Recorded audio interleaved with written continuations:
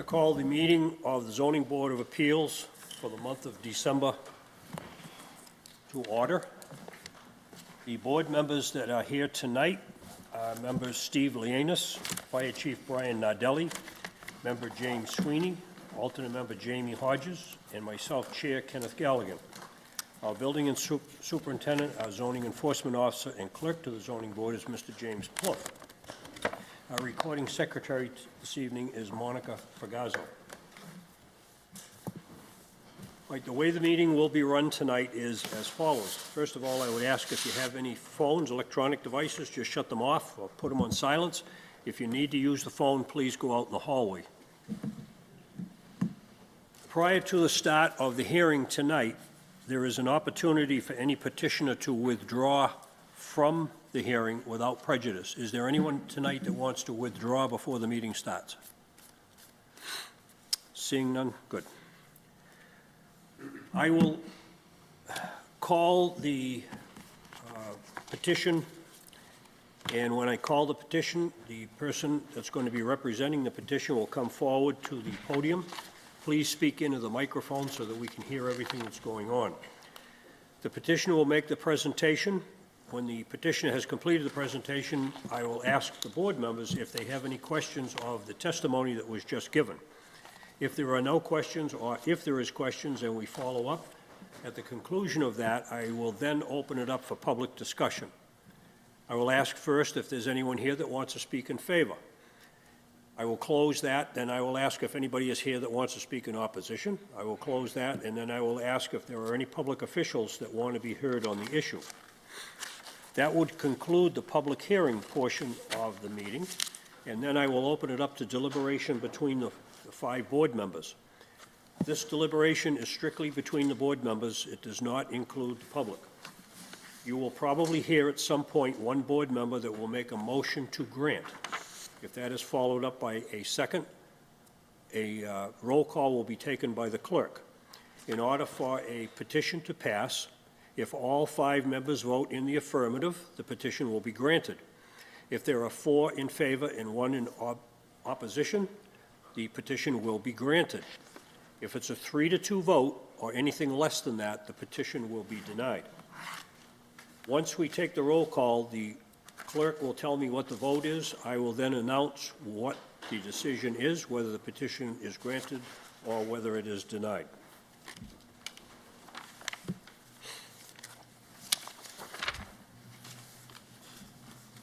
The first petition tonight is petition number 22104, the petition of Dalston Daly, 38 Amark Road, Brockton, Mass., for a left side proposed addition which is too close to the property line. In other words, a variance is required from side yard setback. That is section 27.9. That is located in an R1C zone located at 38 Amark Road. Just come up to the podium, introduce yourself. Good evening, everyone. My name is Dalston Daly. I lived at Amark Road for about 5 years now. Originally, the house was my grandmother's house. She recently passed about 2 months ago. She passed, so everything came over to me. I've lived in a house with my kids, my wife and my 3 kids, 2 boys and a girl. The house is about 1,300 square foot home, and it's 5 of us living in the home. So my living in the house, I wanted to expand the house because the house is really small. One of the things I wanted to get done was is the addition on the left side of the house is just to have a space for my kids. It's again, the house is really small. What can I say? One of my sons, he has autism. Having a space for him to learn, to have someone come to the house and sit with him and learn. Right now, we do have people, he does get his services, they do come to the house, but the problem is it's too small, there's too much noise. So having a space, a secluded place for him to be with someone when they come to get his services, his ABA would be good for us, because again, the house is too small. And again, another thing is sleeping at night for my kids. It's tough because he has autism and he's up all the time. So my oldest son, he's in high school. and they stay in the same room. So it's tough for him to sleep at night because his brother's constantly up all the time. So this is one of the reasons why I said, you know what, it's time for us to try to at least do something. Again, I lived in the area for 5 years now. I don't have any issues with any of my neighbors. Even the ones that are here, I've never had issues with any of them. So that's just where I am, you know, just trying to make the place, you know, better for me and my children. That's it. Thank you. Board members, any questions? Yeah, is there any reason why you can't put the addition on the back of the house? Well, there is a big tree in the back of my yard. I did think about that, but again, I'll be losing space, because, you know, we use the backyard, the kids use the backyard to play, you know, so, one of the tree that's in the middle of the yard is a swing that my son likes to use, and that's like his, what do you call it, like, his way of, you know, soothing himself, you know, with the whole autism thing, so that's why he uses it, that's why that tree is there, so there's no really space to do what I want to do on the side. I mean, on the back, sorry. Okay. Would you say that the interior layout of your house is one of the factors that determines that this addition has to be where it is? Yes, again, I mean, we thought, I mean, again, the house, it's 5 of us, 1 bathroom, so it's kind of tough with the 5 of us, you know, so having an additional bathroom would help, you know. So actually, you're going to put 2 additions on, one on the left, one on the right? Yeah, one is a kitchen, The one on the right fits within zoning. yes, it does. I had a question on the one on the right. On the layout for the property, it shows an addition of 14 by 37. 2 by 37. Okay, And on the proposed kitchen, it says 14 by 30. okay, In other words, the back of the right-hand side, I'm looking at the side that is legal. The right-hand side looks like it comes flush with the back of the house. yes.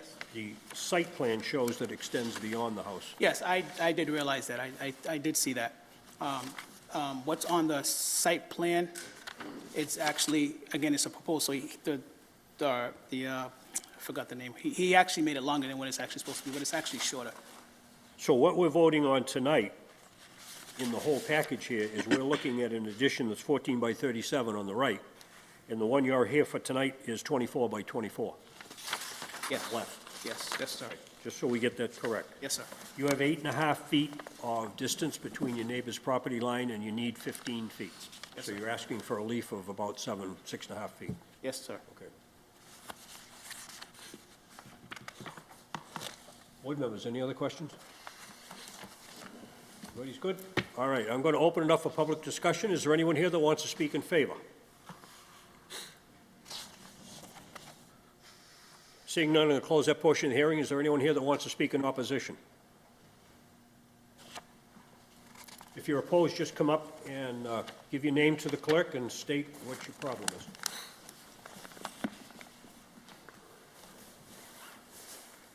Hi, Nikisha Spencer. I live at 50 Amark Road. Well, my mom does. I'm a co-owner with my mom. Because if the rule is 15 feet, I think that's something that should be adhered to.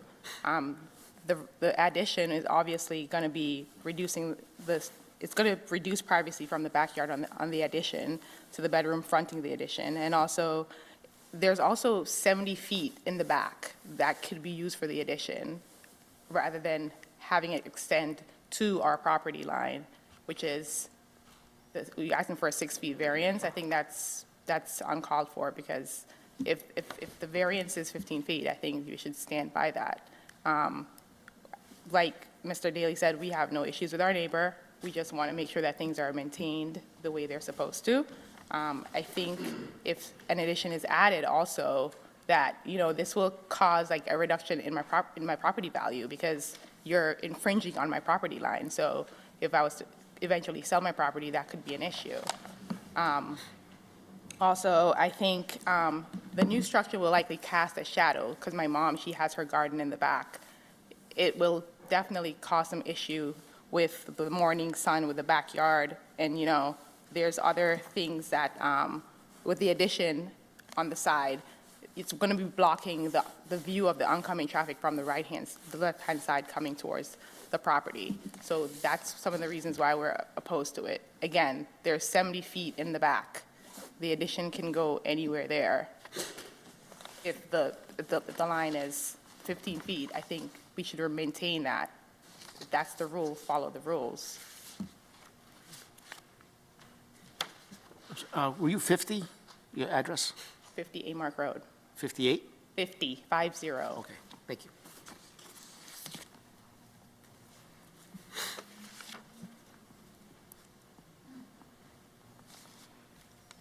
How far would you estimate your house is from that east property line?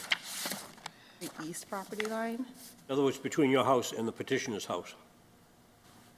I don't know, maybe 40 feet? It's about 50 feet. Okay.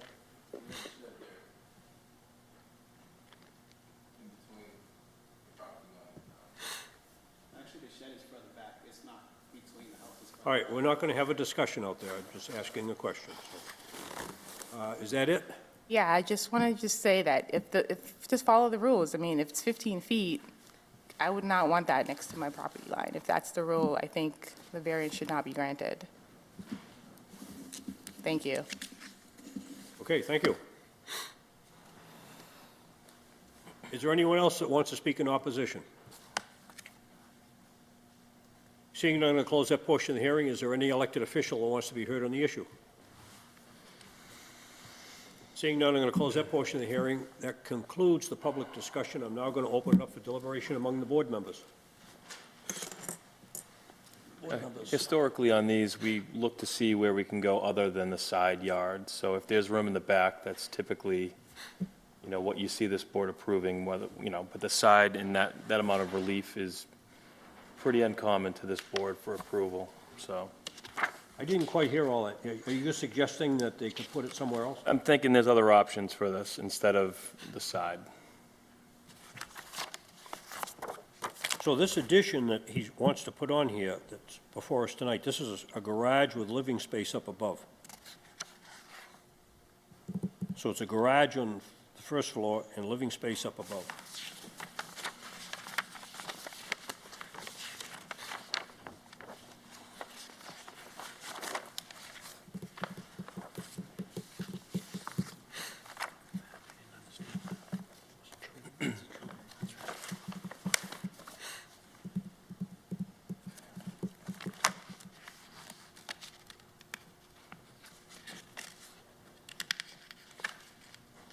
And the other addition that's shown on the plan here is in conformance with zoning. That's the 14 by 37.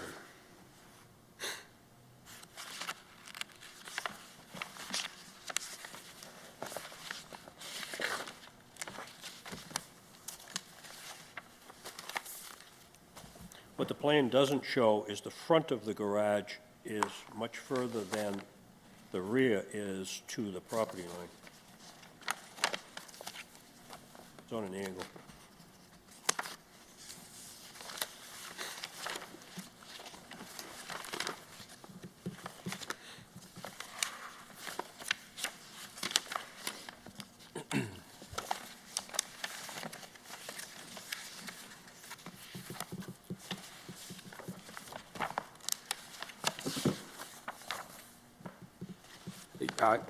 Mr. Chairman, you're talking the backside is closer to the property line, correct?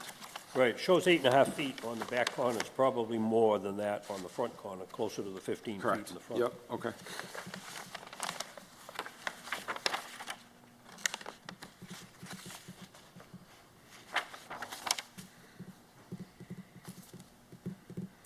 I just don't know how he could get a garage in if it's around in the back. I don't know how that would work.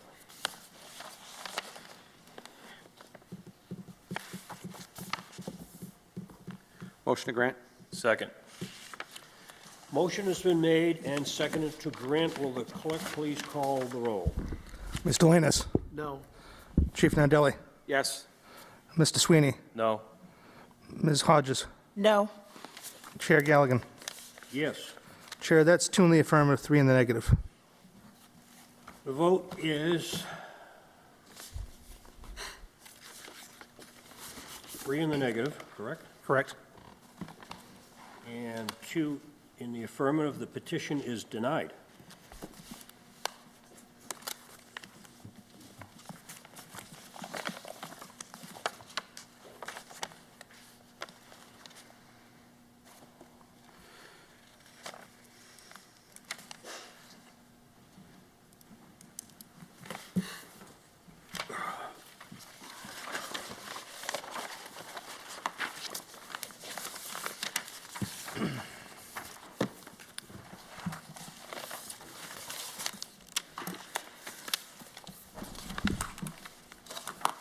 The next petition is 22-105, the petition of Robert L. Nichols Jr., 404 Neponset Avenue, Dorchester, Mass., for a proposed cultivation unit within 500 feet of Commonwealth Alternative Care Dispensary, special permit to cultivate, in an I-1 zone located at 244 Liberty Street, units 1, 2, and 3. Before you get started, it has been determined that this is an allowed use within the I-1 district. So this whole hearing tonight is actually improperly before this board.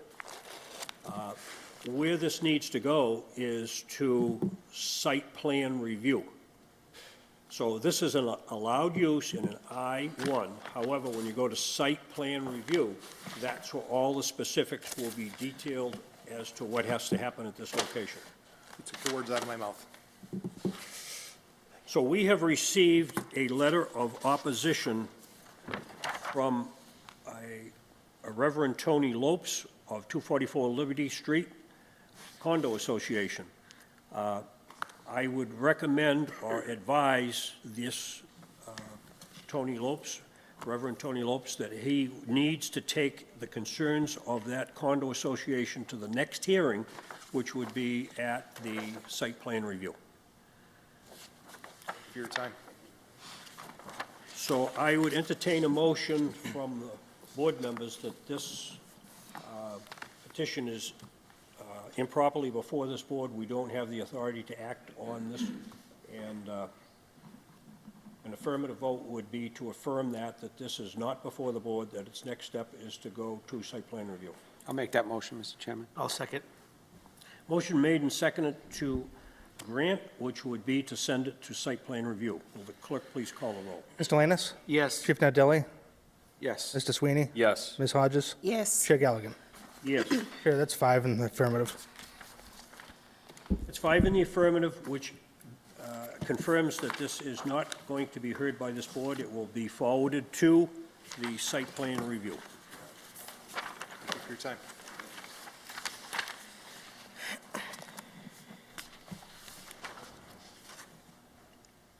The next petition is 22-106, petition of James Victorine, Post Office Box 573, Northeastern Mass., where the petitioner seeks a determination that a variance in case number 15-49 has not lapsed, or a new variance to allow construction of a single family seeking relief from Section 27-9, lacking frontage of 175 feet in an R1B zone located 360 Pearl Street.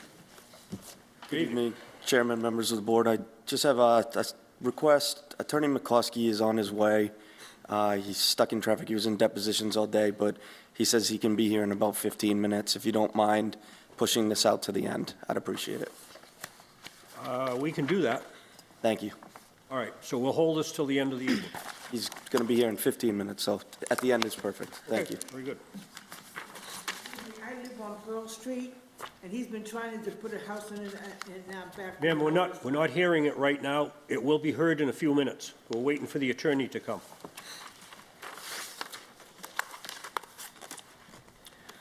All right, we'll hold that till the end of the evening. The next petition is 22-107, the petition of Hans Lagura, care of 1325 Belmont Street, Brockton, Mass., seeking relief from Article 4, Section 2727, for a variance to operate a small takeout restaurant, or the Massachusetts General Law, Chapter 48, Section 6, finding that the pre-existing non-conforming use may be altered as the proposed use of converting to a different commercial use not substantially more detrimental in an R3 zone located at 948 Warren Avenue. Good evening again, Chairman, members of the board. Chris Vale on behalf of the petitioner Hans Laguerre.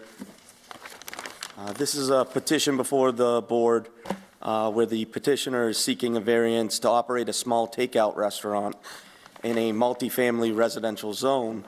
In the alternative, the petitioner is seeking or seeks to a finding that the proposed use shall not be substantially more detrimental than the existing non-conforming use to the neighborhood pursuant to the Mass General Laws 40A Section 6. The property is a one-story building with no parking. It has been used commercially for many years, in which it has been used as an electronics store, a dog grooming shop, and most recently a cell phone sales and service store.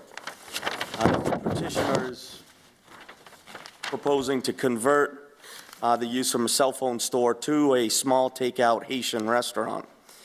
He would personally bring all of the food product and packaging to the shop, and there would be no commercial deliveries. The restaurant would strictly only be takeout with no inside seating. In the past years, all the parking has been on the street since the property doesn't have any parking. The hours of operation would be from 2 to 10 p.m., so there would be absolutely no overnight parking. On the other hand, if the building were to be used for residential purposes, there would be overnight parking on Warren Avenue. This residential use would create parking issues, especially during the winter, during snowstorms where nobody would have an ability to park their cars. I've attached a floor plan showing the location of the building on the lot, in which over the years this lot has changed in size and there is limited practical use for this property. By having a neighborhood takeout restaurant at this location would be favorable amenity to the surrounding homes and apartments. In regards to this case, it is one of the smallest lots compared to all the surrounding properties. Like I stated before, some hardships is the size as well as the fact that there is no parking, which creates a hardship to the land and the landowner. In addition, the structure is a reasonable size for a small takeout restaurant, which is in our plans. In addition to the variance request, the petitioner is asking the board to grant the project under the 40A Section 6 standard. Essentially, in this case, the use of the building could be residential. However, there is no parking, which would present a problem with overnight parking needs. Also, having a small takeout restaurant in the neighborhood would be a benefit to the surrounding neighbors, many of whom would come by foot and not by vehicle.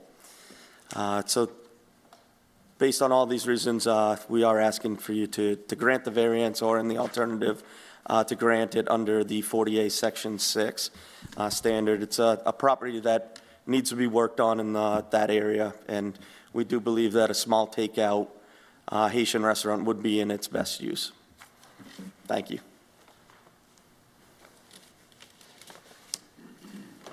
Sir, what's the traffic he gets in there now for the computer tech store he has? Like how many people are we seeing visit that place a day? I'm not sure, to tell you the truth. I tried to talk to Mr. Laguerre today, but I know I've driven by that area several times, and I think he does have foot traffic. There are people going there, but it is kind of a dying business where he thinks that it would be more lucrative and a better project for that neighborhood to have a takeout restaurant. Second question, what does he expect for patronage once he opens the restaurant? Does he have a clientele he's going to be working, like does he know of a group that will be coming to that restaurant? I guess what I'm getting at is that whole traffic issue and that whole parking issue. What does he have now? What does he expect in the future?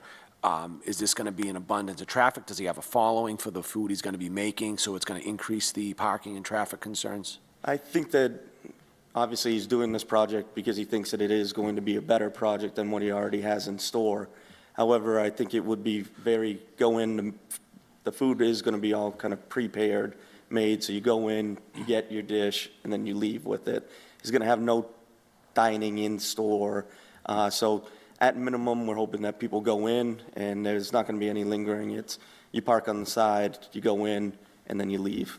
As well as the fact that he's hoping that a lot more foot traffic would come in. Will there be a kitchen there? I heard you said something about him preparing it off-site. Is that? In the back, in the plan, there is a Yeah, kitchen in the back. That's what I thought, but Yeah. you made a comment about preparing it off-site. I think he is planning on bringing everything to the restaurant. There won't be any, like, major delivery Gotcha. trucks and stuff like that, which would cause problems in that area. That's what I was kind of getting at. I wasn't sure if we had a delivery issue here. Okay, thank you. Does the owner have any idea what the maximum amount of customers they can service in 1 hour? I don't have that information. I Okay. apologize. Because that would help us with, how many cars are coming and going. We're trying to get a feel for that. He's not here. Take it, he's not here. Yeah, unfortunately, I don't have that information. So is this building occupied right now? I believe by the cell phone repair store, but I thought it's been abandoned for a couple of years. that could be the case, which is why he is creating this, the restaurant idea. I drive by there fairly frequently, and there was a dog operation in there one time, and then there was something else. But in my mind, I believe this place has been abandoned. It's probably been abandoned for over 2 years. If it's been abandoned over 2 years, under 2741, if it's abandoned over 2 years, it loses its non-conforming. So there's a lot of things that are at issue here. The fact that it was used as a store is not one of the things that can be used today to continue its use, because if it's lost its non-conforming use, then it goes back to residential R3. The other concern I have is I don't know, under the health regulations, if a person running a business like that can actually carry their own food into the restaurant. I thought, and maybe you can help me out on this, that they have to get deliveries. Things have to be delivered to them. They can't, in other words, I don't know if they can actually go to another store and buy things and carry them in and sell them out of this. I think there's something there. The one thing that I do know about that is I know there's stores like the Restaurant Depot where many smaller restaurants do have memberships. They go in there and they do buy their meats, their fish, and they do bring it back to their own shops, and that's where they cook. I know that the Board of Health will definitely be present with any operation that they will have, but to keep this, or to have it convert back to a residential, it just kind of doesn't make sense with the lot size and the lack of no parking for a residential use with overnight parking. That's why we do believe that this is the best project for the area. I think in the past, there was a driveway on the north side of this building that people could use to get in and out of that building, and I believe that's been sold, and one owner now owns the apartment complex plus the two and a halves that are north of this building, and I don't think that access to the north side of this building exists anymore. So the only access to this building is actually from Warren Avenue, from the front. That's my understanding as well, is that I think the lot has changed even smaller, and that makes sense that they don't have parking in that area anymore. Right, that's how I see it, yeah. So the only thing is to kind of have that off-street parking in which it's stop in and go.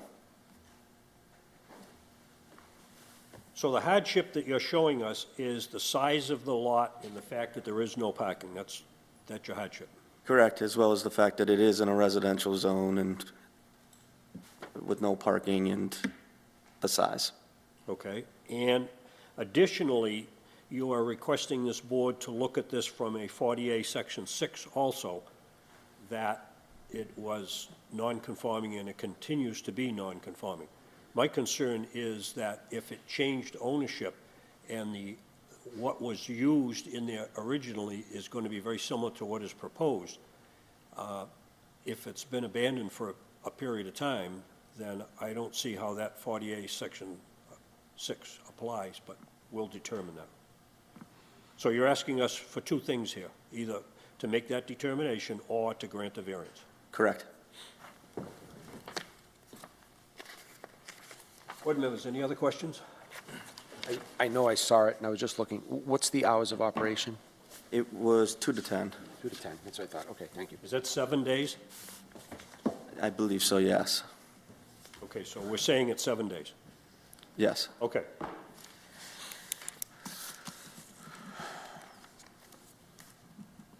Any other questions from the board members? We're going to close that portion. Is there anyone here that wants to speak in favor?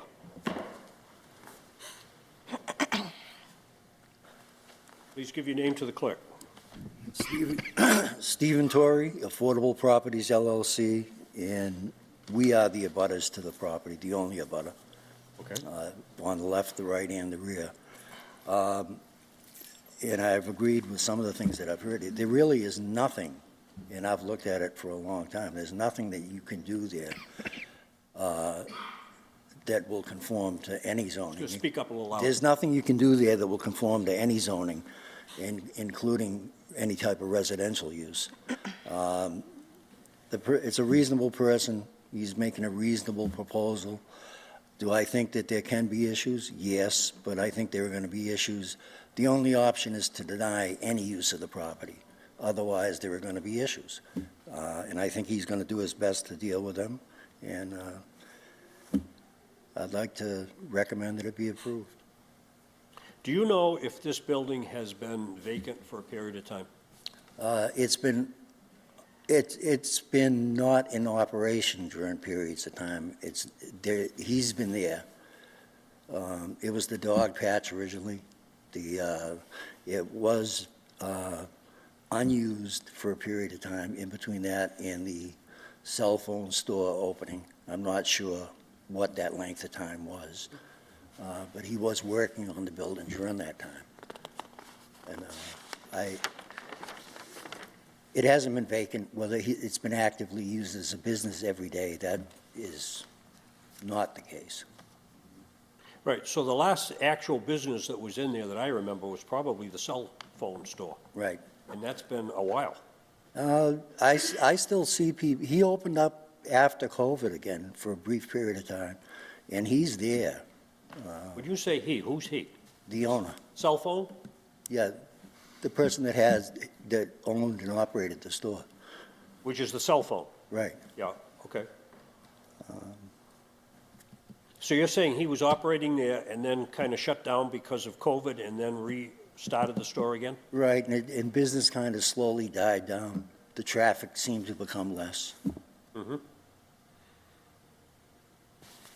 Now, you own the property all the way around this piece of property, That's correct. and you feel as though this would not be an imposition to you? I think any use is going to be a minor imposition. I think that the only option is to deny any use at all. And I don't think that that's fair to anybody. Okay, that it? Thank you. Is there anyone else here that wants to speak in favor? Seeing none, I'm going to close that portion of the hearing. Is there anyone here that wants to speak in opposition? Seeing none, I'm going to close that portion of the hearing. Is there any elected official who wants to be heard on the issue? Counselor. Good evening. My name is Maria Tavares, Ward 2 Counselor. Yes, I'm here to speak in favor of this. I think we should all take this in consideration. Counselor, could you just speak closer to the mic? Oh, sorry. Can you guys hear me better? That's better, much better. All right. All right. Yes, actually, I'm here to speak in favor of this. And, we just like to bring, more opportunity for Brockton, which I think, is a good opportunity and bringing more tax. I appreciate if you guys grant this. That's all. Okay, very good, thank you. You're welcome. Is there any other elected official who wants to be heard on the issue? Not, I'm going to close that portion of the hearing. That completes the public discussion. I'll now open it up to deliberation by the board members. Board. I like the idea of getting this property up and running where it's been vacant for so long. However, I would think that some stipulations would probably be on maybe traffic or delivery or proper process. But I do like the idea of getting it up and going because it's been dormant for so long. No, I agree. I'm just disappointed that there's not more answers to questions. Unfortunately, council had to come before us with some unanswered questions because the property owner is not here to answer. So that does bother me a little bit in regards to that street, and I have to think fire apparatus moving up and down of it. He's going to have a booming business. That narrows out a little bit right there. I'd be concerned about that. But I agree with Mr. Sweeney that I think, this is, to make that property moving again. I mean, you see on Main Street down, if you go just to the opposite side of that onto Main Street, where they've opened a few restaurants, they're busy, and it's been definitely a plus to the neighborhood. I'm just disappointed we weren't able to get better answers on a little bit of an idea of what he's expecting for traffic in and out of that place. But I think by scale and the size of that place, even if they were at a max capacity for a restaurant, I don't think they're going to be shoveling too much out of there, if you know what I mean. So that's just something to consider. Yeah, I agree. I'm disappointed that he's not present today because we did have some questions. And especially during the busy hours, lunch hour, dinner hour. We don't know what to expect for foot traffic. But I do want to see something in that building, I think we're kind of limited with what we can do with that building. Well, it's a good point, because speaking to Mr. Lannis's point, driving by that property, you see it's kind of like a whole, like it's houses, vibrant, and then there's that property where something could go in there, then vibrant again. So it's kind of, to Mr. Lannis's point, it's nice to see something in there, I'm sure, because it's just kind of just a dead space, because nothing's going on with that property, so that's a good point. I think we'd probably want to kick around any kind of stipulations. Beautification, beautification, lights, lights. shrubs, greenery. I would like to see that, exterior lighting, nice on the front of the building, letting people know it is a business, and just, Well, I think we heard in the testimony that there's only going to be takeout. There'll be no dining within the building. The building is so small that it would be very difficult for this thing to turn into, I think, a large-scale operation of any kind. This is almost like a mom-and-pop operation and the building was there prior to zoning. It's been there for all these years. I'm just concerned it's been abandoned. I'm a little concerned about the 46A. I think if we're going to do something, we probably should be looking at a variance to allow that use. My concern is that there is no parking. It's at the corner of Hillberg Avenue. If it causes a problem down there and the Traffic Commission does some regulation of parking down there, I think whoever's going to run this restaurant is going to have to realize that that's a possibility, that if it causes traffic problems down there, that if traffic gets regulated down there, there could be a problem. And when you look just up the street at Bud's Variety, you've got pretty much the same thing going on there with no parking, and yet it does create a problem of parking on the corner of Nilsson Street, but this one is on the straightaway of Warren Avenue. It's not on the inside corner of Hillberg Avenue. It came before us once before. We denied it. We did hear from a direct abutter tonight that spoke in favor of it. We had no opposition. I guess it is what it is. If this was something new that was going to be put in there, I think I'd look at it a little different, but this has been there for years. So. Mr. Chairman, do we know on the grounds by which, and what kind of property was it before, and what was it denied for? I think that was before my time. Do you remember? I think there was opposition because there was no parking. Okay. And I thought at the time that the owner of the surrounding property was not in favor of it because they were developing property north of that. And that driveway was going to be used to get to those. That driveway, I believe, has been shut down, and now the access to the buildings in the back between Warren Avenue and Lauriston Street, you actually have to go into the apartment complex to get to those. So that driveway that was north of this building, that probably was illegally used for parking and access to the building, I believe has been shut off. So the only parking would be on the street. However, it appears as though it's a small operation and it wouldn't be creating a huge issue. So I think that what they're going to have to realize is if it does cause an issue and it causes traffic problems, then the Traffic Commission may have to take action down there to regulate parking, so. I would motion to grant with stipulation on exterior lighting and anything else the board may seem appropriate. I'll second that. All right, so in the decision, we're going to talk about lighting in the front of the store for safety of people going in and out of the store. And also that it's going to be takeout only, no interior dining. And the hours of operation would be 2 PM to 10 PM, 7 days a week. I would say on the lighting, just safety and aesthetics. I don't think we can do anything with greenery, because I don't think there's enough Still room. space. If there's any possibility of greenery, that should be a consideration, but if there's not, There is absolutely none, maybe a flower pot. Yeah. All right, so where we have gone with this to this point is the hours of operation, which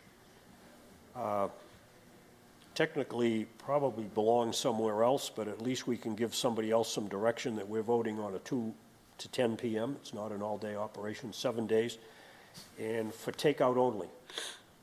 So by regulating it to takeout only, the turnover of parking in front of that building will be much faster than if somebody was inside dining and stayed there for 45 minutes.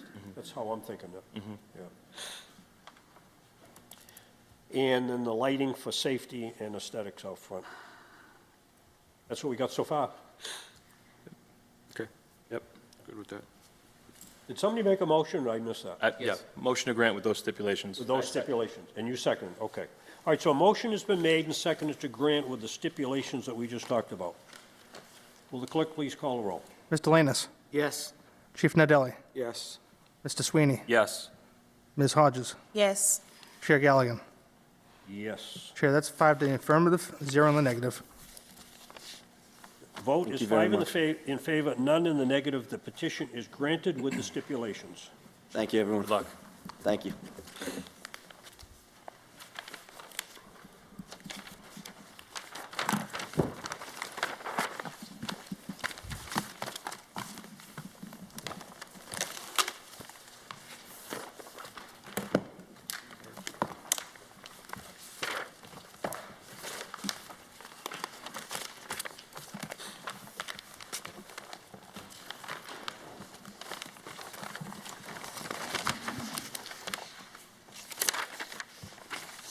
Next petition is 22-108, the petition of N727 LLC, 132 Dover Street, Brockton, Mass., seeking relief from Section 2718,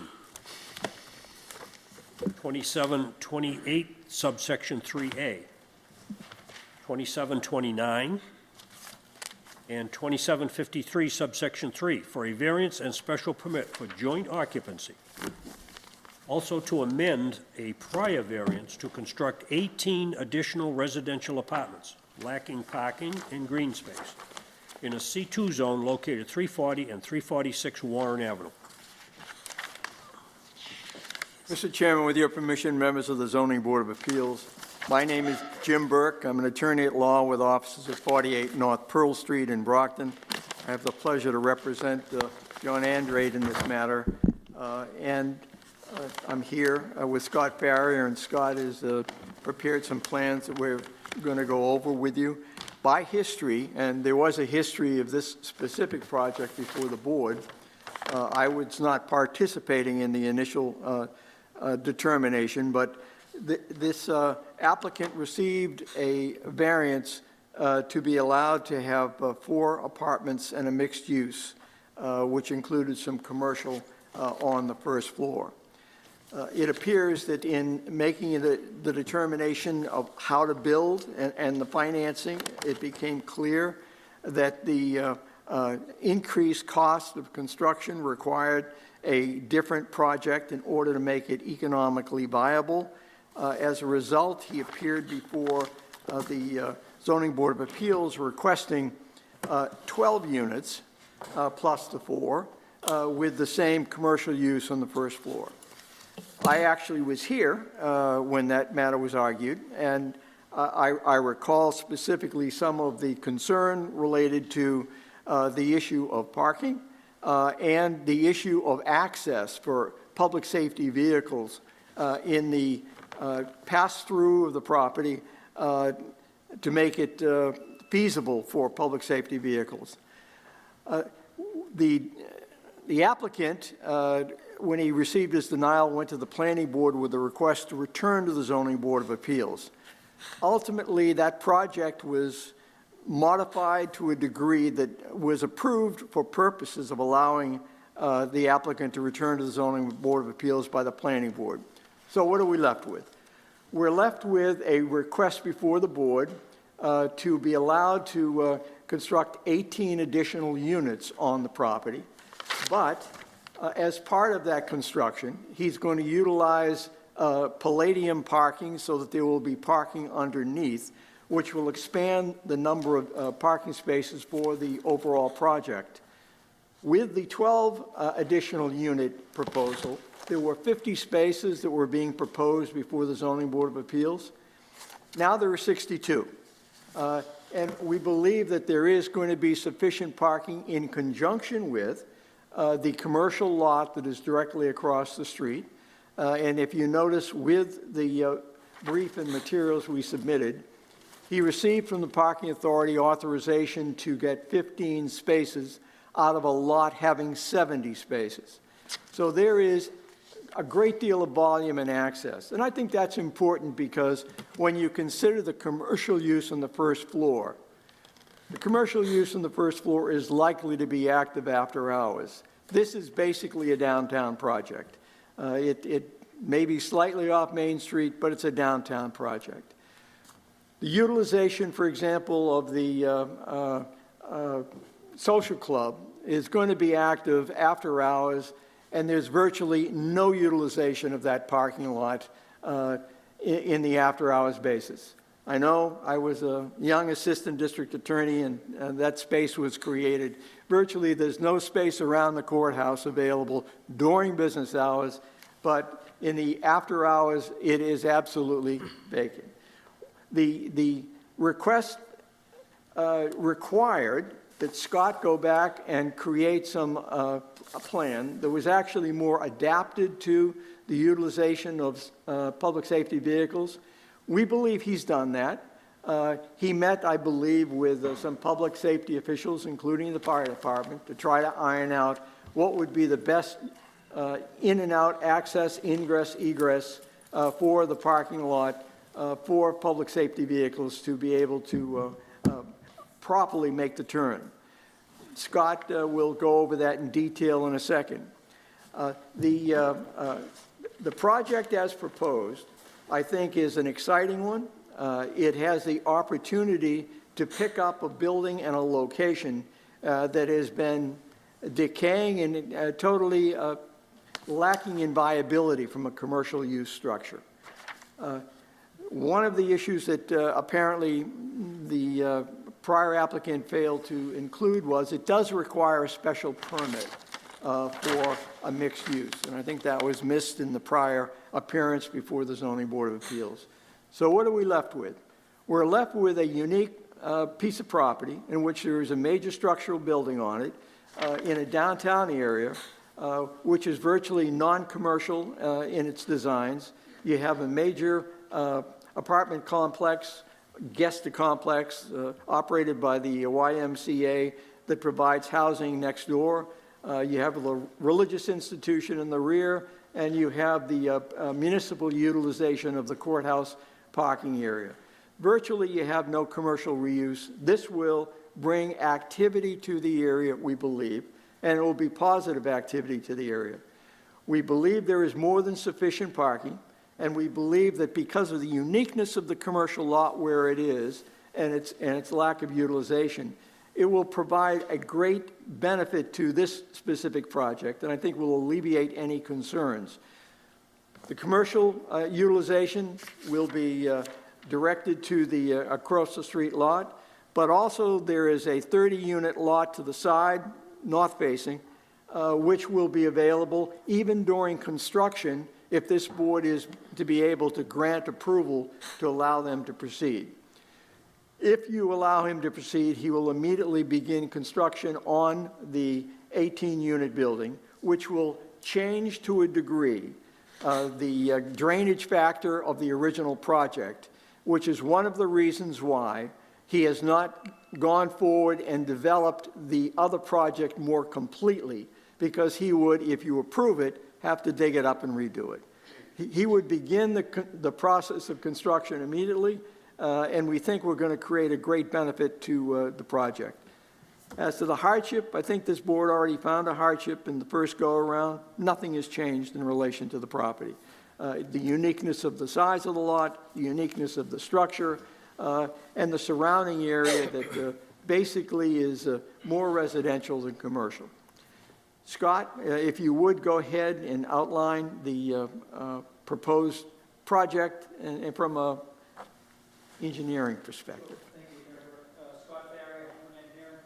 As Attorney Burke said, the new proposal puts the building right in the lower corner of the property, the southern corner of the property. Previously, when we were before you folks, we had the proposed building up in the top corner of the property, tucked up against Cottage Street, which, as we discussed at that meeting, as Attorney Burke said, it forced fire trucks to kind of make an S-turn through the property, around the building, around the proposed parking, to get out to Cottage Street. With this new proposal, having the building tucked between the existing buildings down this lower corner, it allows a more direct route from Warren Ave right out to Cottage Street. So from a fire truck point of view, we do have a fire truck plan that we included, but it shows a much more direct route than was previously proposed. Right in that area there. So it's definitely a great improvement on that. As Attorney Burke said, this proposal is for 18 units of new building, 4 as previously approved, so 18 units, a total of 22. And on this site, including the podium parking and the surface parking, there are 47 spaces on the site. So 22 units, total 47 spaces. One of the comments that came up at the previous meeting was the delivery space was way over here in this corner on Warren Ave, making it difficult for the poor guy that was living in the corner to move his furniture. We have since adjusted that and have a dedicated delivery space in the parking lot, centrally located between the existing buildings and the proposed building.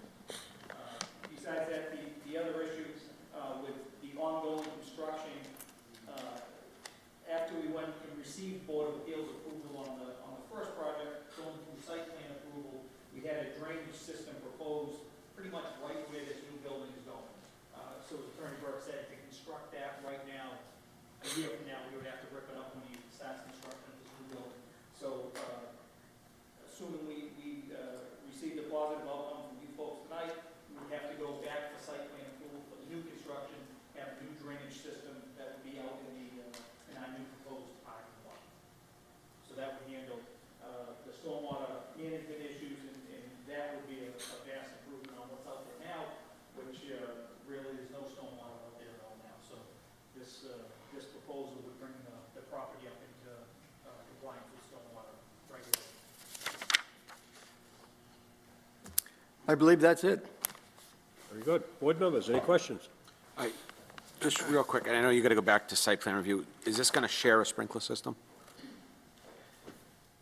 Do we know? I believe so, yes. And, okay. I can't hear the question. Could you I'm just bring sorry. your microphone Yeah. in? Is it going to share a sprinkler system, the whole property? Yes. And where would that be, do we know yet? I don't think I saw that on the other plan, that's why.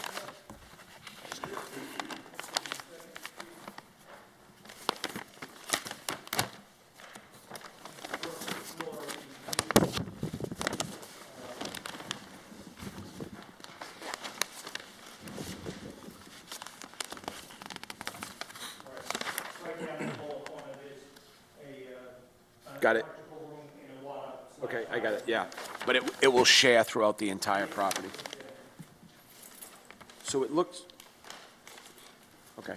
I know this will be dealt with in site plan review, and you'll see Deputy Williams for that, so I'm not concerned. I just was out of curiosity, and I appreciate the, just as a side note, the work with the fire apparatus and how now it's more streamlined. Thank you. Could you guys just highlight the amenities of the building?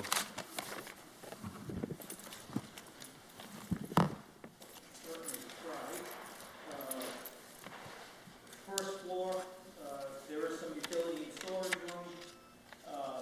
The main entrance of the new building, there's package, mail, and loading area, a large lobby, lounge area, and also an elevator to get through the property.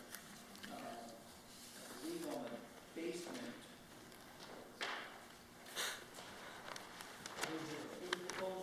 On the second floor. on the second floor. Okay.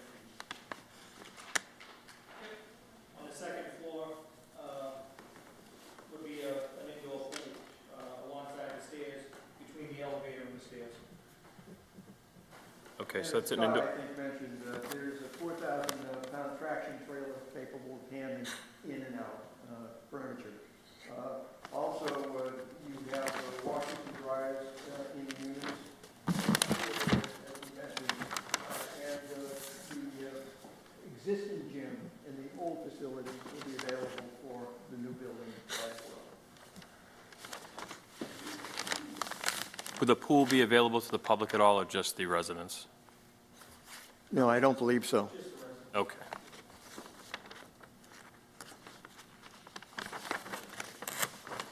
So in the original granting, or the original proposal that you had before us last time, I believe in the original building, which is the old Van Dam automobile place, which is, there was a concern, a misunderstanding here that it was Stillman Tire, and it's not Stillman Tire. It is the old Van Dam's building, and that's where the big elevator is that they used to take cars up and down. All right. There was a proposal to put 4 apartments upstairs on the second floor. There was 2 retail on the first floor. And I think at the time it was mentioned it was going to be like a barber hairdresser type thing, and maybe, I don't know what the other one was, but it was not a big operation. But the biggest part of this building was going to be a function hall. So the function hall, we're not even talking about that tonight as far as parking is concerned. We're only talking about what's going to be required for the apartments. So this function hall just blows this thing out of the water here, because there's a lot more parking going to be required for just the function hall. I assume that's still in it, right? Yeah, it's still in, Chief, but I think I mentioned it, and I touched on it because I think I had an idea we may be going there. What you have is, and I've heard the opinion of some of the members of the board, and I think it's reasonable, is you got public lots, and the public lots should be, to a degree, dedicated to commercial use, utilization for the general public. Here, we've got a 70-unit lot. 15 are dedicated to the residential portion of it, but you're left with 55 spaces available for exactly what you're talking about in terms of a function facility, and I believe you classified it as, what was the term? Social club? So if it becomes a social club, it's going to be done after hours, and you've got substantial parking available, and I don't think it blows it out of the water. I think there's availability, and I think that's exactly why we built these garages, for this kind of utilization. Used to be commercial. Now it's going to be something different, but semi-commercial. So I respectfully disagree, Chief. I think there's going to be sufficient parking, even with that facility. I guess what I meant to infer when I was mentioning the function hall is that in addition to what is going in the original building is a function hall. That was the original proposal, I which think it still was. stands today. The exact same, yes, same square footage. Now, on Cottage Street, it appears as though we're going to lose 5 parking places on Cottage Street. Has that been agreed to by the parking authority? Well, they saw the plan when we went in and got the spaces. It was laid out to them. I don't know whether there was a direct discussion. Yeah, I noticed that there is a letter here that says that they're going to set aside parking on the opposite side of Warren Avenue. Right.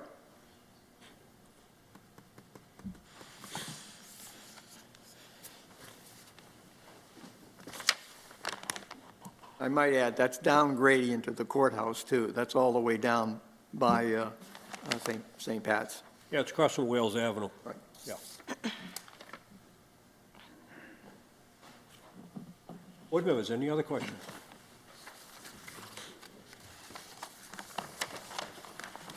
If not, I'm going to open up for public discussion. Is there anyone here that wants to speak in favor?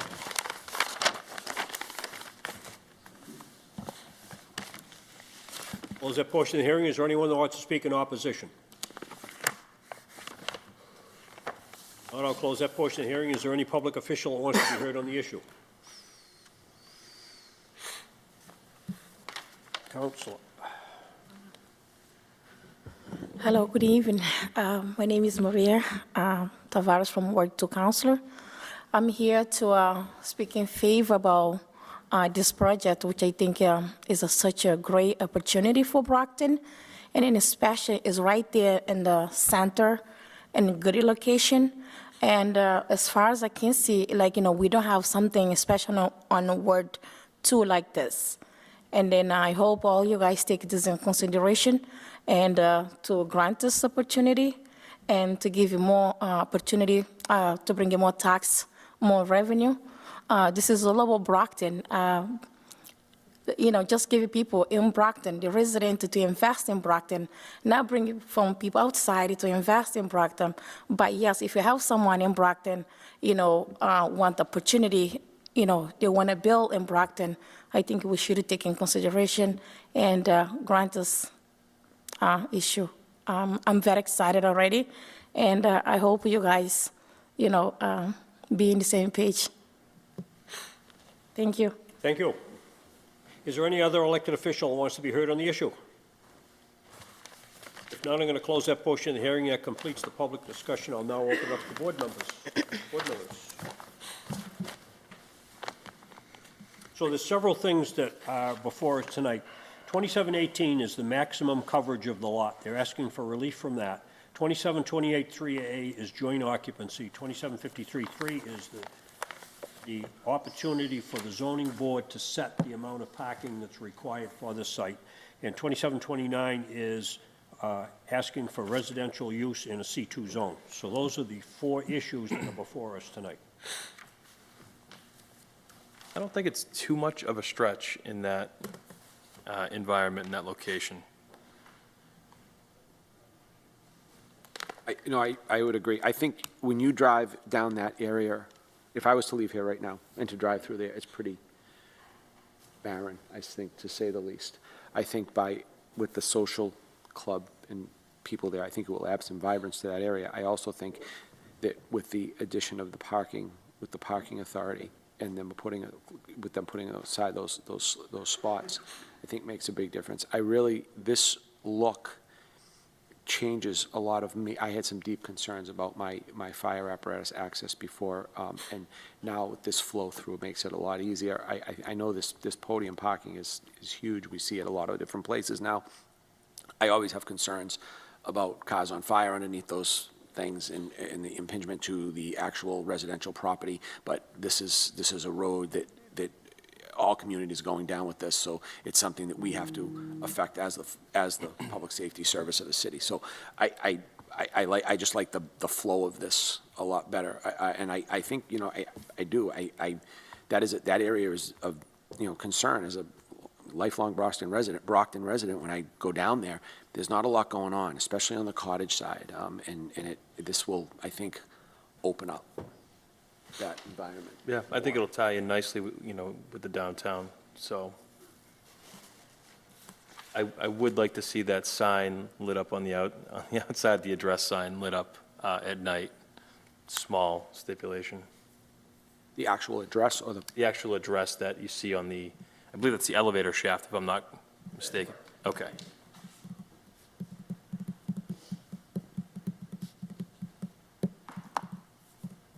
as a stipulation? As a stipulation, yeah. A motion to grant. Second? Motion has been made and seconded to grant. Will the clerk please call the roll?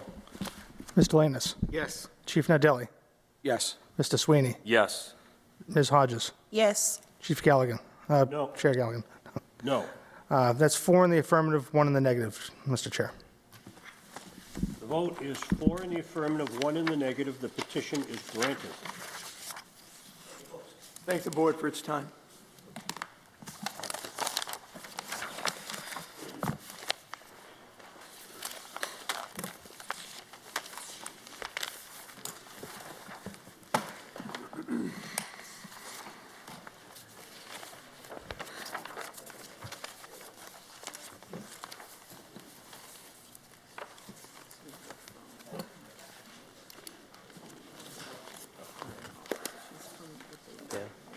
Yeah.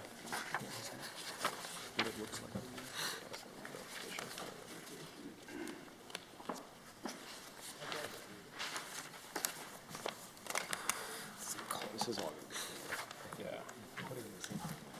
Attorney McCluskey is here.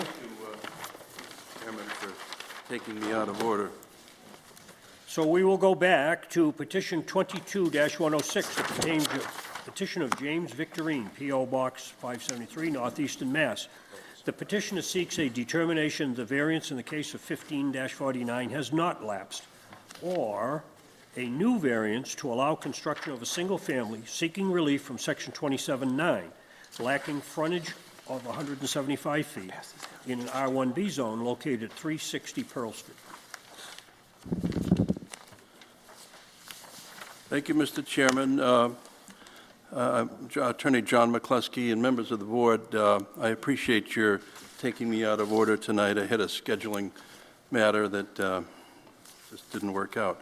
With me this evening is Mr. Victorine, Jim Victorine, who's a businessman in Brockton who's developed a lot of property. Azu is with us as well. That's the plan, Azu? Okay.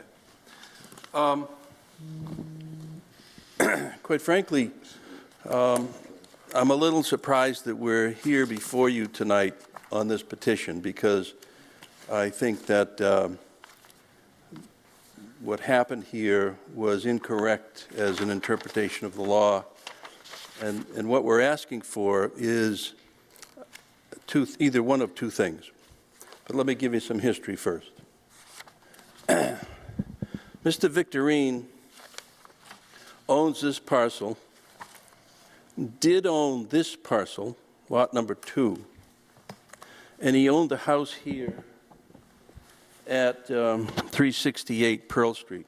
So this is 368, I think this is 364, and this is a vacant parcel in the back, that vacant in a sense. It had a lot of commercial activity on it over the years. There was a garage, there was a lot of asphalt, it was an overgrown lot, subject of some controversy. This house, back in 2015, was in terrible shape, needed to be either torn down or rebuilt. Mr. Victorine, at the same time, owned this, he owned this, and he owned this parcel in the back. He came before the Board of Appeals in 2015 asking for a variance and was granted that variance. As part of the overall project, this was lot number 1 and this was lot number 2. He created a subdivision plan that was first approved by the Board of Appeals. Back in the day, you could go to the Board of Appeals first and not have to go to the Planning Board. Now you have to go to the Planning Board first, but those were the old days. In any event, he went to the Zoning Board of Appeals, then he went to the Planning Board, got a subdivision plan approved. In the 2015 variance, and that's what we're here talking about tonight, in the 2015 variance, which is an exhibit before you, the real question is, and there were a lot of neighbors concerned about this house at 368, was a mess. And as a condition to the variance, he was required to do something with that first, either fix it or build a new house. What Jim Victorine did when he got the variance for these 2 lots, even though this was not part of the variance, it was a condition of that variance, he went and he tore this house down and he built a new house. When he got the variance in 2015, he recorded the variance immediately, which is what you have to do in order to go forward on your variance. You have to record it. So he did that, he recorded that variance immediately. He then did some work, I believe, on this house, and the reason why this lot was part of this two-lot subdivision is that he needed to fix his frontage here. He needed at least 50 feet of frontage. So he took away some of the frontage on this lot, which the board approved, and granted the variance for these two lots. So if you fast forward, and I'm jumping way forward, in 2022, Mr. Victorine finally, after doing a lot of work, and I'll go through all the work that he did, he asked for a building permit for this lot and was told that because more than a year had expired, that he couldn't get his the variance was out, was gone. That's wrong. It's clearly wrong as a matter of law. Case law says it's wrong. It's wrong. And really what you look at, so let's say, for example, you take a bigger subdivision. You don't build all the houses in a year. You build them over 2 years, 3 years, 4 years, sometimes 5 years, depending upon the market. So in this case, what he did, though, was fix up this house, and he sold this lot on Lot 2 within a year. Under the law, if you sell a lot that's part of a variance, you record the plan, you've used your variance, you've initiated your activity under the variance. What we're here tonight is to discuss whether he did that or not, because Mr. Plouffe, the building inspector, says he didn't exercise his rights under the 2015 variance. So many things occurred. When Mr. Victorine asked for his building permit in 2022, he got back from the building department a document that said additional information requested. And what happened was that he came to me, and I submitted to the building inspector a letter, which is an exhibit in this request. The letter said basically, Mr. Plouffe, with all due respect, maybe you didn't have enough information to come to your conclusion as to whether or not this variance was in effect. By the way, I meant to hand out I have several exhibits for all the board members. Could I keep one of those? The law says that within a year from the issuance of a variance, you have to exercise your rights under the variance. I'd like these documents distributed to the Board of Appeals because we have 1, 2, 3, 4, 5, 7, 8, 9, 10, 11, 12 major events that happened within the year from the issuance of the variance. 1, the variance was approved and recorded. Under the law, under the O'Connell case, which I've attached as an exhibit, you have to record your variance within the year. He did that. He also actually went and had to go and get another variance to do the work that was required on this house, which was a condition of the first variance.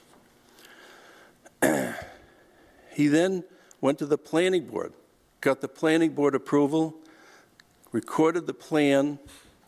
He got a permit to raise the home on 368 Pearl Street. He built a new home on Pearl Street. He cleared, this was a mess. There was all sorts of asphalt, concrete. He did a lot of clearing of that lot within the year. And you'll see the exhibits, and you'll see the payments that he made for the work that he did. He recorded the planning board covenant, cleared the land. He got the next variance for that lot, and he sold this lot, which is a key element to the law, whether or not you have exercised your rights under the variance. So back in, a few months ago in 2022, I submitted this letter to the board of, to Mr. Plouffe, outlining all of the things that he had asked for in his, when Mr. Victorine filed his building permit application, he got this thing back that said, we need more information. So we gave him all that additional information. We've not yet received a written determination based upon that letter. However, I did have a conversation with Mr. Plouffe, who said, well, your variance expired because you didn't build a house.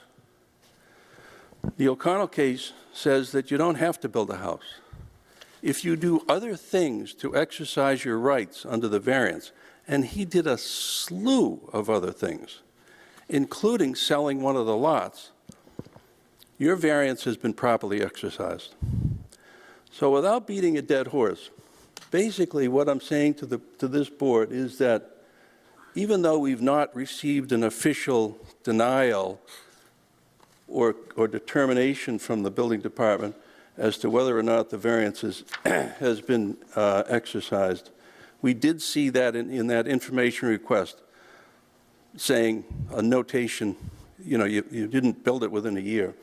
So I'm coming before you for a determination to say that that variance, even though several years have passed, that variance is still in effect because he did lots of things to exercise his rights under the variance, including he got a notice from the Conservation Commission saying that you're violating the Concom regulations because you're doing work within in the wetlands back here. Apparently there's some wetlands area back here, and in clearing this area, he, to get this ready during the ensuing years, he found out he had to go and get an order of conditions, which he actually has received for this property.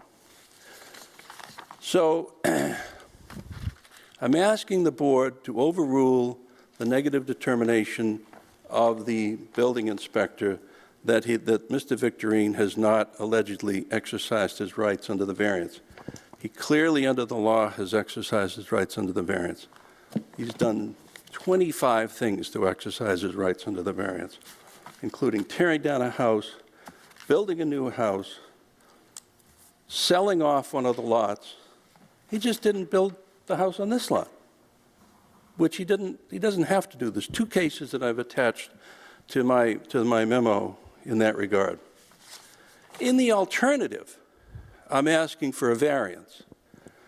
The board granted a variance already in 2015 for a single-family home on this lot. I've provided for you elevations and demonstrated what the house is going to look like. It's a four-bedroom? Yes. Four-bedroom, single-family home. The lot obviously is a big lot. It's 2.66 acres. The house is going to sit back here, Jim?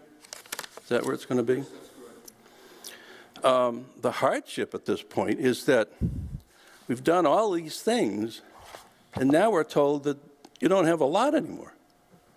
And by the way, this lot, before he came before the board in 2015, this was a grandfathered lot. The Board of Appeals granted a variance for him, and he did all these other things first, as opposed to building this home. But he did a lot of work on this property. He's taken out debris. He's brought in some fill in getting ready for the construction. This home, by the way, was a real bone of contention in the neighborhood. Nobody wanted that. They wanted that fixed first. That's exactly what he did. He did what the neighbors wanted, and now he wants to build a house. So one, I'm saying to the board, we don't need your permission, although we're asking for it. We don't need your permission to build this house because the variance is still in effect. But we're not going to get a building permit from the building department because they think it's not. So I'm asking you to overrule the building inspector.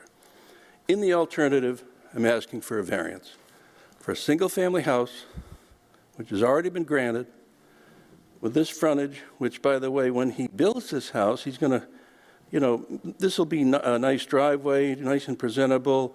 I think you already put in the shrubbery and greenery along here that was asked for in the 2015 variance, correct? Yeah, he's complied with everything from the 2015 variance. So without belaboring it, either one, overrule the building inspector, which I clearly think is the appropriate thing in this case. I don't think there's any question about it. The case law supports it, or grant a variance. And the hardship is that he's now got a lot that he's worked on all these years, taken care of, and he's ready to build, and needs a new variance. Thank you. Thank you. Board members? What are we doing with the lot as of now? You know, what exactly is being done on the lot right now? Nothing? Is there piles and different things going on? Brought in some fill, so when he puts his foundation in, he can backfill and do things. Okay. Ready to go. Correct? Yes, it's all clean fill, ready for backfilling the foundation that's needed there. The property is spotless. There's no papers, there's no debris, there's nothing that's spotless. Okay. I think, to follow up on Mr. Sweeney's point, I think there's concerns that we've heard from the neighbors about commercial equipment being stored on the property, construction equipment. Is that the case? There is nothing there now. When the work was ongoing, there was equipment there. It's been removed for quite a while. All right. Any dumping of any equipment, any dumping of I have a letter right in front of me, Mr. McCluskey, yeah. No, there has not been any dumping, and no material has been brought in there probably for probably a year. The only time I bring equipment over there is I mow the grass. There's a couple acres of land, and I'm required to mow the grass, and that's it. It's well-maintained, and I'm ready to build. And when we get the proper relief, there's going to be a single-family home there.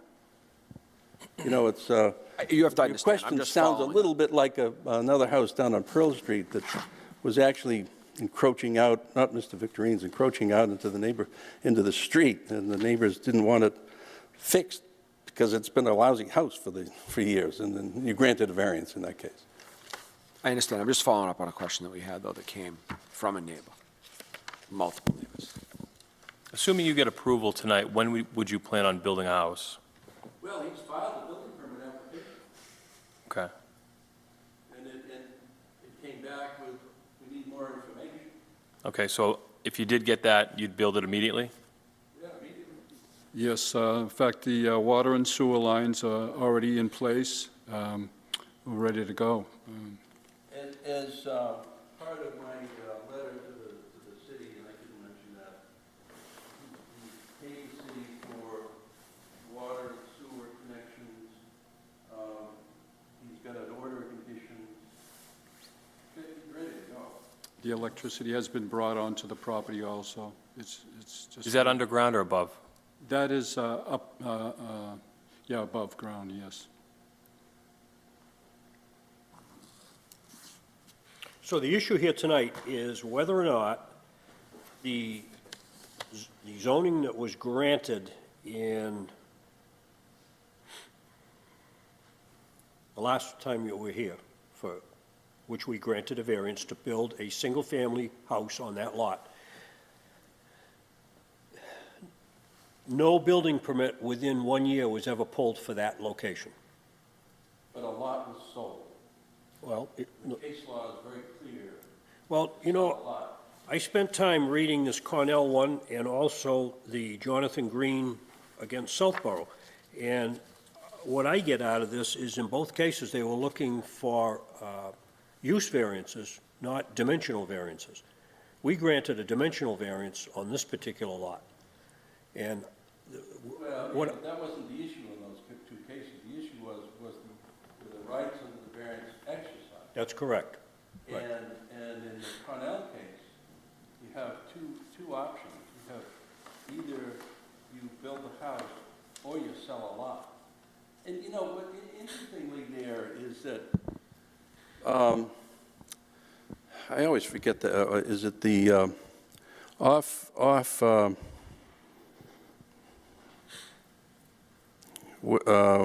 West Chestnut Street, the subdivision that was originally an over 55 subdivision, Chestnut Woods, is that the name of it? Yeah.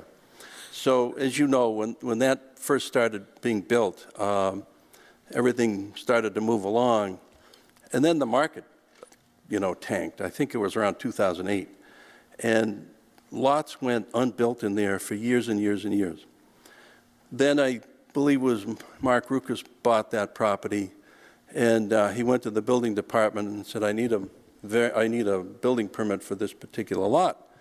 And he was told that couldn't get it, the variance had expired. And I can't find the letter, and it's not in the file with the city, but the city solicitor issued an opinion that said, sorry, that variance is still in full force and effect. So that's just like the Connell case. Well, that variance, I would think, would apply to the subdivision. So if there was, say, 12 lots in a subdivision, we grant a variance for that subdivision, not a variance for each individual lot. You granted a variance for a subdivision here. Did we grant one or two separate variances? Well, you granted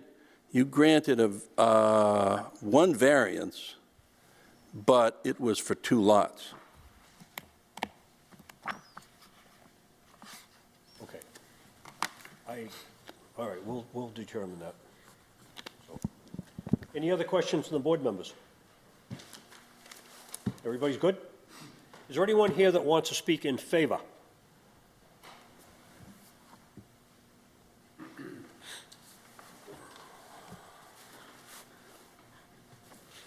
Good evening. Good evening, Mr. Chair. My name is Pamela Gurley. I live across the street. Address? 375 Pearl. Got it. I'm not technically in favor, but nor am I opposed. So I came up this way.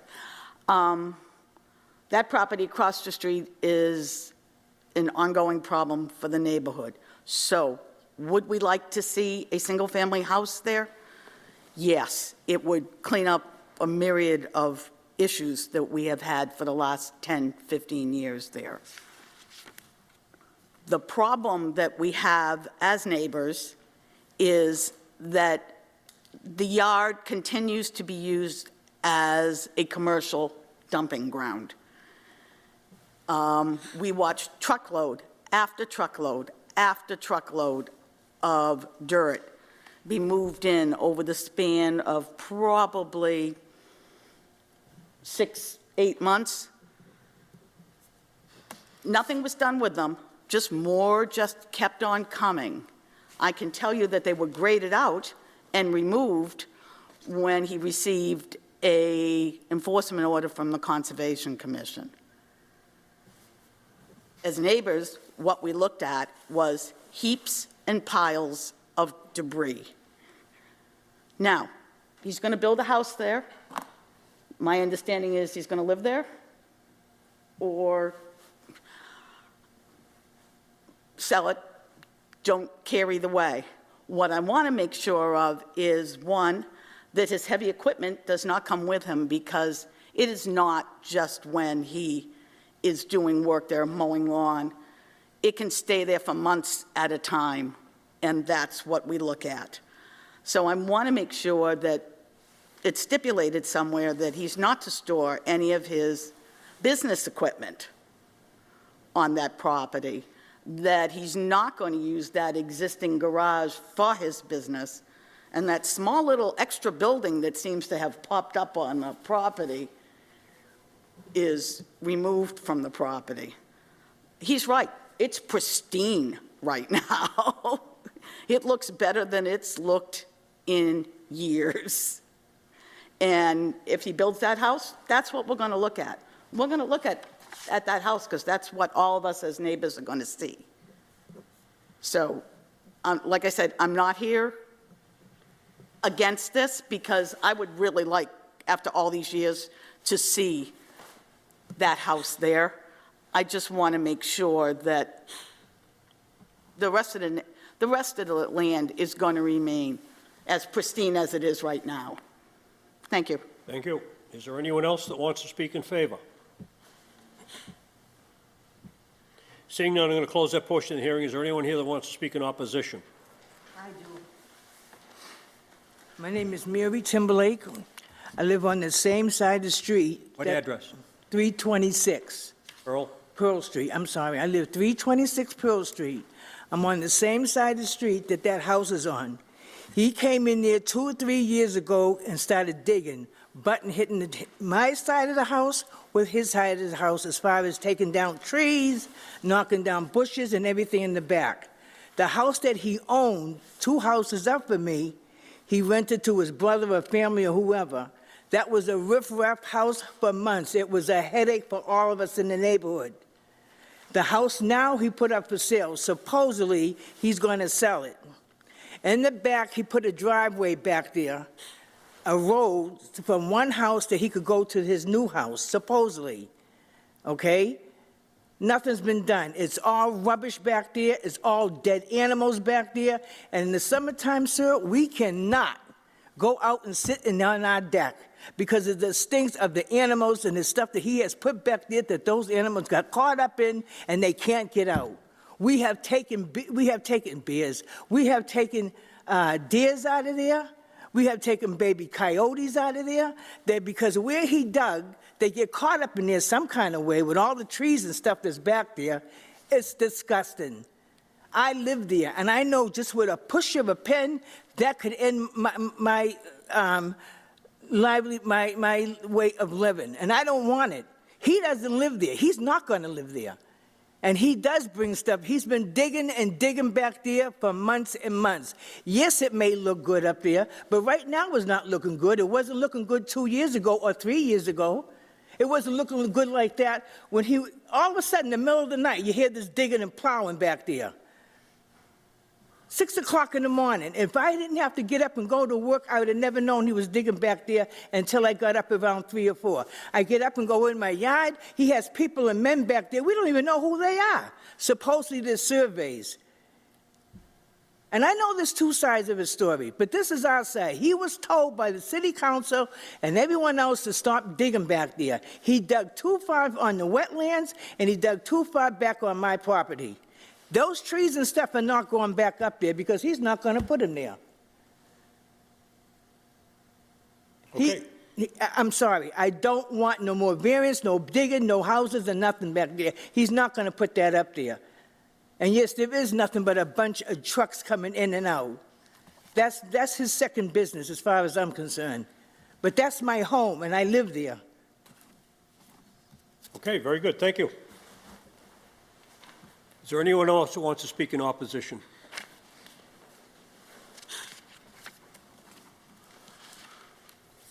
Hi there.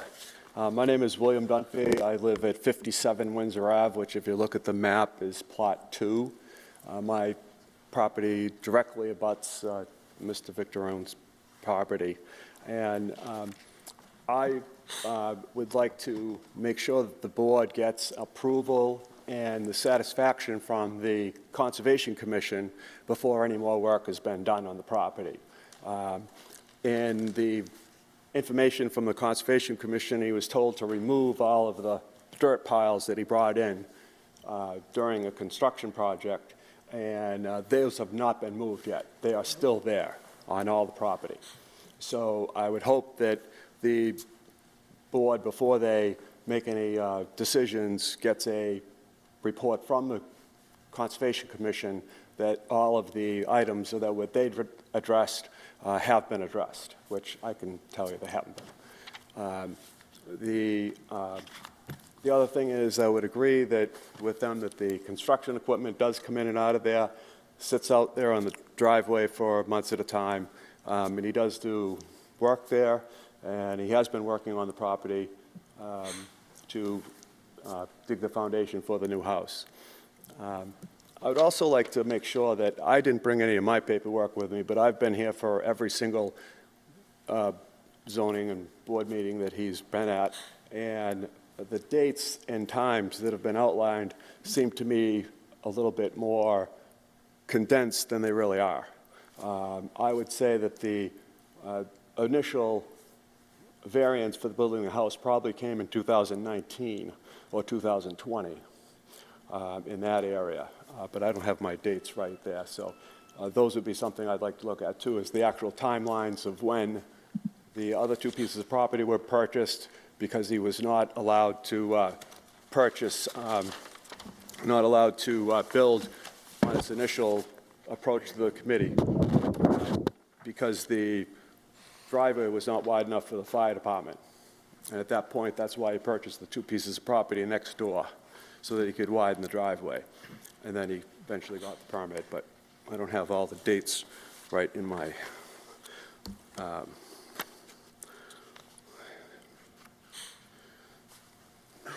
So your issue then is you're concerned about the conservation issue? Yes, we'd like to make And you're sure. concerned about construction equipment on the site?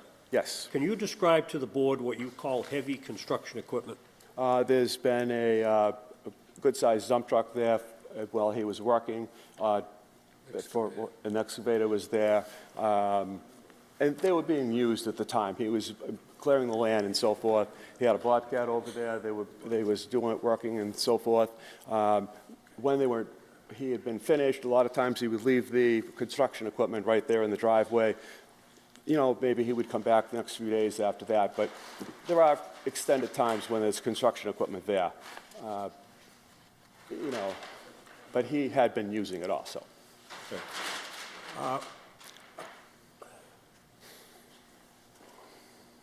All right, what's going on here? All right. Okay. All right, so you all set? Yes. Very good, thank you. And you're on Windsor Avenue, Yes, sir.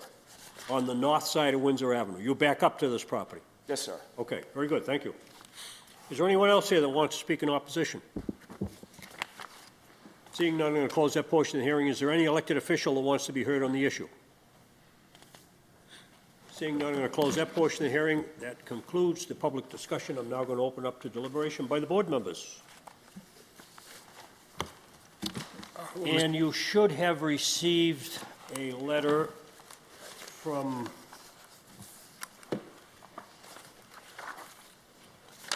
.375 Pearl Street with some photos. Everybody got those, right? Okay, so we're all aware of that.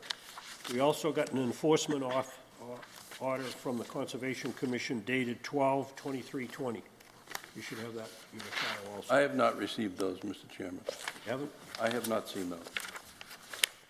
I've seen the Concom matters, and I think I included those in my exhibits, Yeah. but I haven't seen a letter From Conservation? with, you said there was a letter from 375? Yes. And I haven't seen any photos. Okay. I just want to make sure the board has, actually, what we heard from testimony tonight is what's in this letter. Exact same thing. All right, board members. Mr. Chairman and members of the board, my concerns obviously from the neighbors of what's going on the property and the heavier construction equipment. This is an all residential area. I would never want to hurt someone's abilities to put a house up that's going to beautify a neighborhood. But if there's stuff being brought on and off the property that doesn't belong there, and there's construction equipment being left there, and it's going to potentially be used by some of the concerns as a commercial job site or commercial property where they're going to be running out of business out of, that's where I obviously have some concerns. We've dealt with a couple of these in the last year and a half since I've been here, and it does nothing but create polarization of a neighborhood and create problems amongst all the neighbors, which I know I wouldn't want in my backyard either. So I think, whatever we were to decide here, I know we potentially could have 2 votes, if I understand correctly, and I'll let the chairman explain that. But whatever we decide here, I think should be heavily stipulated on what's going to happen in the immediate future of that property. I would not want, like the neighbor from 375 said, to look out her front window and see piles of debris and dirt and asphalt and whatever else is going on. I don't think anyone in this room would. So that bothers me greatly. So I'm sure the other board members want to talk about that, but that bothers me.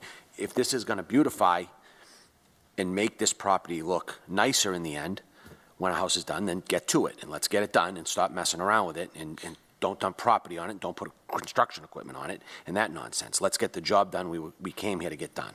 So that's how I feel about that, because I think that we don't want to create a more adverse situation in a neighborhood that I think is a very nice area. I would agree with the chief. I would also say that if we act, we can stipulate it and control it, but if we don't act, it seems like we kick the can down the road, and these problems for the neighbors still exist. So. Yeah, I agree. I think putting a house on there will eliminate a lot of these issues. And we should have stipulation on there about heavy construction vehicles.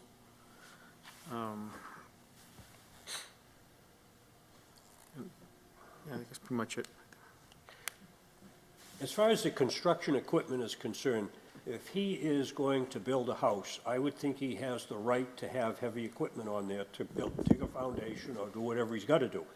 But if he has heavy-duty equipment on there that sits there for extended periods of time and they're lugging dirt in, it doesn't sound as though it's in preparation to put up a house. What I understand after tonight's testimony is that the heavy equipment is not on the site now, it's gone. That's gone. And the Conservation Commission has been involved in wetlands situations. They've issued an order of conditions. Yes, and the concern of the excess fill that was brought in on the property, that has been resolved, that fill has been removed from the property. So you're telling us tonight that he is ready to go to build this house? Probably in the spring because of the winter right now, whatever, but anyway. He's applied for a building permit. Correct, okay. So the issue before us tonight then is one of two things. Either we make a determination whether or not that building permit or that variance that was granted a number of years ago is still in effect, or if we determine that that building, that zoning has expired, we have a second vote where we can either grant a variance or deny a variance. It would seem to me that years ago, when we granted that variance, we talked about all the issues that we've talked about tonight, and we granted a variance for that location. The issue is, in my mind, whether or not he exercised his right under that variance to build a house. Most of the time, when the decision is made on these things, you have 1 year to commence work in exercising that variance. So if you come before us and you want to build a house, you got a year to pull a building permit and get started on building the house. And whether we want to go out in the weeds here about additional homes that were torn down, rebuilt, land that was subdivided, I read all this stuff over here, and I'm a little concerned that we got a difference here between a use variance and a dimensional variance. So my opinion is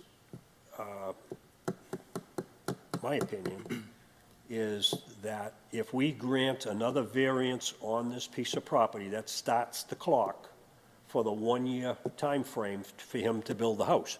And what he's saying to us is that he has all the intentions to build this house. And if I owned a piece of property and I brought a water line in on the property, I have every right to do that if I want to. There's a lot of things I could do with that property. But the fact is, we granted that variance with the understanding that when that variance was granted, that within 1 year, he would commence building a house on that back piece of property.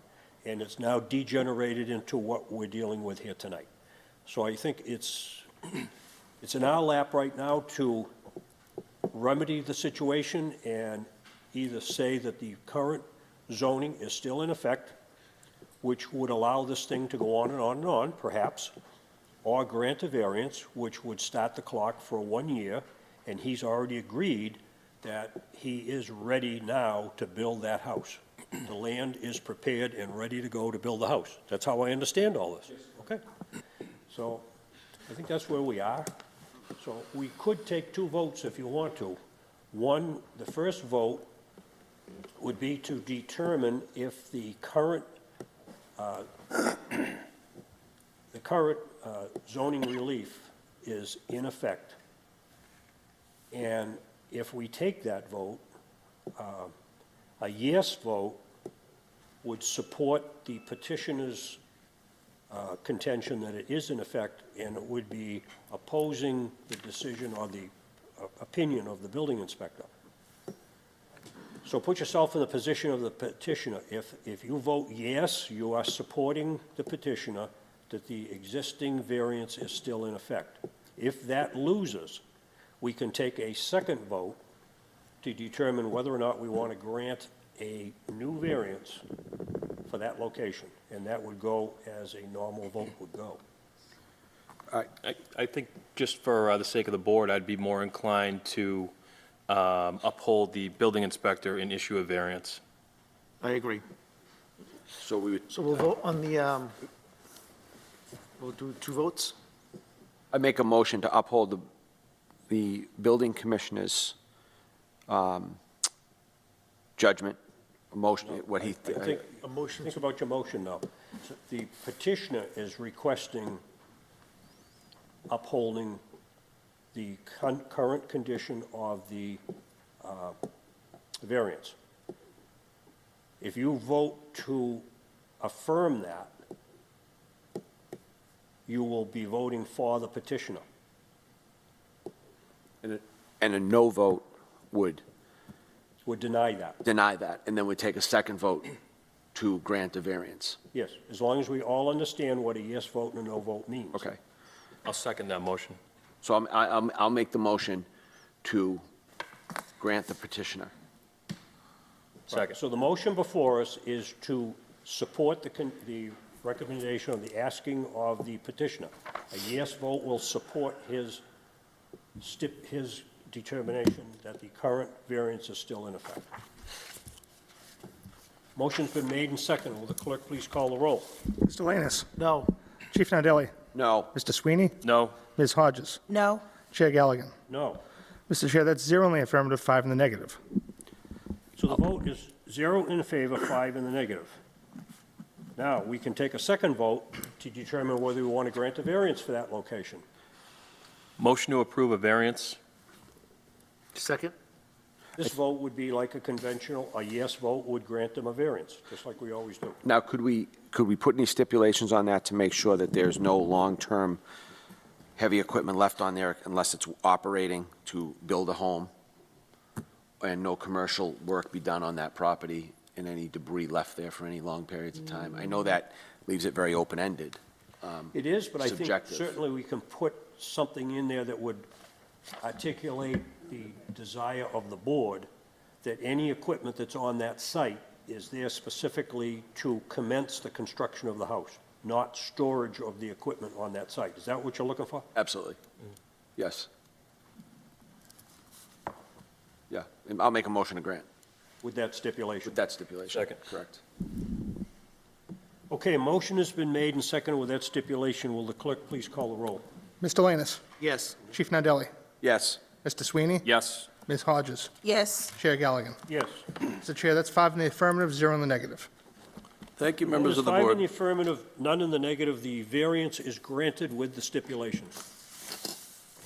Thank you. And again, thank you for accommodating my schedule. You're welcome. So before we leave tonight, I want to wish everybody a happy holiday season, Happy holidays. right around the corner. Yes, it is. And No we will Christmas shopping see done. you next year. If there's no further business before the board, we are Motion to adjourn.